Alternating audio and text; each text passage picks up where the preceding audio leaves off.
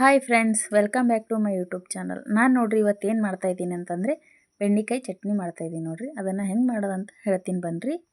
ಮೊದಲಿಗೆ ನೋಡ್ರಿ ಬೆಂಡೆಕಾಯಿ ತೊಗೊಂಡಿದ್ದೀನಿ ರೀ. ಅದನ್ನು ಚಂದ ನೀರಲ್ಲಿ ಹಾಕಿ ತೊಳ್ಕೊಬೇಕು ನೋಡ್ರಿ ಸ್ವಚ್ಛವಾಗಿ. ನೋಡ್ರಿ ಈ ಥರ ಚೆನ್ನಾಗಿ ತೊಳ್ಕೊಳ್ಳಿ. ಅದಾದಮೇಲೆ ಒಂದು ಕಡೆ ಇಡಿ. ನೋಡ್ರಿ ಬೆಂಡೆಕಾಯಿ ಹೀಗೆ ಉದ್ದುದ್ದವಾಗಿ ಹೊಳ್ಕೊಳ್ಳಿ.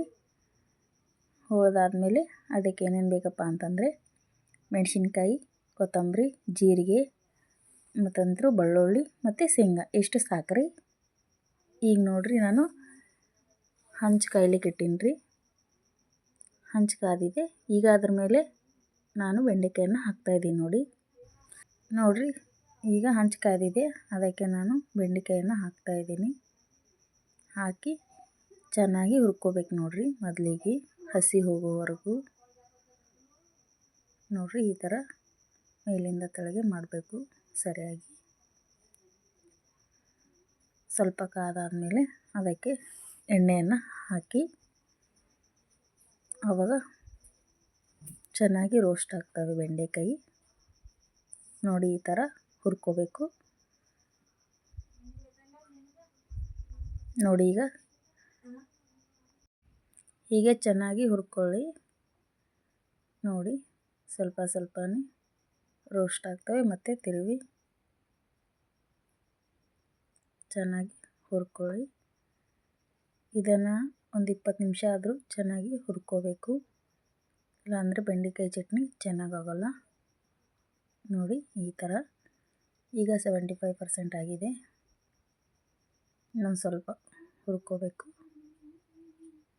ಹುರಿದ್ರೆ ಆಗುತ್ತೆ ನೋಡಿ. ಈಗ ಈ ಥರ ಆಗಿದೆಯಲ್ವ, ಇಷ್ಟಾದರೆ ಸಾಕು. ಈಗ ನಾನು ಇದನ್ನು ಒಂದು ಪಾತ್ರೆಗೆ ಹಾಕ್ತಾಯಿದ್ದೀನಿ ನೋಡಿ. ಒಂದು ಪಾತ್ರೆಗೆ ಹಾಕ್ಕೊಳ್ಳಿ.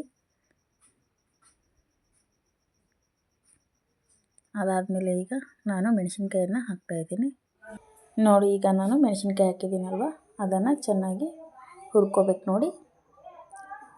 ಅದನ್ನು ಸಹ ಕೆಂಪಾಗಬೇಕು ನೋಡಿ. ಈ ಥರ ಸ್ವಲ್ಪ ಹುರಿದಾದ್ಮೇಲೆ ಅದಕ್ಕೆ ಸ್ವಲ್ಪ ಎಣ್ಣೆಯನ್ನು ಹಾಕ್ಕೊಳ್ಳಿ. ಎಣ್ಣೆ ಹಾಕ್ಕೊಂಡ್ರೆ ಜಲ್ದಿ ರೋಸ್ಟ್ ಆಗ್ತವೆ. ಅದಕ್ಕೆ ನೋಡಿ ಹಾಕ್ಕೊಂಡು ಚೆನ್ನಾಗಿ ಹುರ್ಕೊಳ್ಳಿ.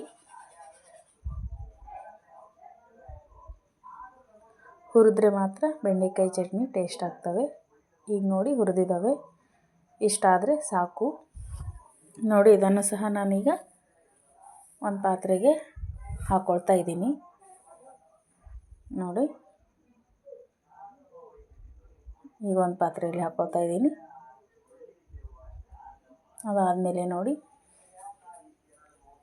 ನಾನು ಬೆಂಡೆಕಾಯಿ ಚಟ್ನಿಯನ್ನು ಕೊಡ್ತಾಯಿದ್ದೀನಿ ನೋಡಿ. ಅದಕ್ಕೆ ಏನೇನು ಹಾಕ್ಕೋಬೇಕಂತ ಹೇಳ್ತಿದ್ದೀನಿ. ಮೊದಲಿಗೆ ನೋಡಿ ಹುರಿದಿರುವಂಥ ಬೆಂಡೆಕಾಯಿ ಮತ್ತು ಮೆಣಸಿನ್ಕಾಯಿ, ಉಪ್ಪು ಮತ್ತು ಶೇಂಗಾ ಹಾಕ್ಕೊಳ್ತಾ ಇದ್ದೀನಿ. ಹಾಗೆ ಬೆಳ್ಳುಳ್ಳಿಯನ್ನು ಹಾಕ್ಕೊಳ್ತಾ ಇದ್ದೀನಿ. ಅದಾದಮೇಲೆ ಸ್ವಲ್ಪನೇ ಜೀರಿಗೆಯನ್ನು ಹಾಕ್ಕೊಳ್ಳಿ, ಟೇಸ್ಟ್ ಆಗುತ್ತೆ. ಹಾಕ್ಕೊಂಡು ಸ್ವಲ್ಪ ಕೊತ್ತಂಬರಿಯನ್ನು ಹಾಕ್ಕೊಂಡಿದ್ದೀನಿ. ಅದಾದಮೇಲೆ ನೋಡಿ ಇದನ್ನು ಚೆನ್ನಾಗಿ ಕೊಡ್ತಾಯಿದ್ದೀನಿ. ನಾನು ನೋಡಿ ಹಳ್ಳಿ ಸ್ಟೈಲ್ ಮಾಡಿ ತೋರಿಸ್ತಾ ಇದ್ದೀನಿ ಬೆಂಡೆಕಾಯಿ ಚಟ್ನಿಯನ್ನು. ಇದನ್ನು ಮಿಕ್ಸಿಯಲ್ಲಿ ಹಾಕ್ತಾಯಿಲ್ಲ, ಯಾಕಂದರೆ ಟೇಸ್ಟ್ ಆಗೋದಿಲ್ಲ ಮಿಕ್ಸಿಯಲ್ಲಿ ಹಾಕಿದರೆ. ಅದಕ್ಕೆ ನಾನು ಕುಟ್ಟಿ ತೋರಿಸ್ತಾ ಇದ್ದೀನಿ ನೋಡಿ. ಈ ಥರ ಕುಟ್ಟಿ ಚೆನ್ನಾಗಿ ನೋಡಿ. ಸ್ವಲ್ಪ ಮಾತ್ರ ಕುಟ್ಟಿದ್ದೀನಿ, ಇನ್ನೊಂದು ಸ್ವಲ್ಪ ಕುಟ್ಟಬೇಕು. ಆವಾಗ ಮಾತ್ರ ಬೆಂಡೆಕಾಯಿ ಪಲ್ಯ ಟೇಸ್ಟ್ ಆಗುತ್ತೆ ನೋಡಿ. ಈಗ ಆಗಿದೆ ನೋಡಿ. ಈಗ ತೋರಿಸ್ತಿದ್ದೇನೆ ಹೇಗಾಗಿದೆ ಅಂತ. ಇಷ್ಟ ಆದರೆ ಸಾಕು. ಬೆಂಡೆಕಾಯಿ ಪಲ್ಯ ರೆಡಿಯಾಗಿದೆ ನೋಡಿ. ಹೀಗೆ ಮಾಡಿದರೆ ಟೇಸ್ಟ್ ಆಗುತ್ತೆ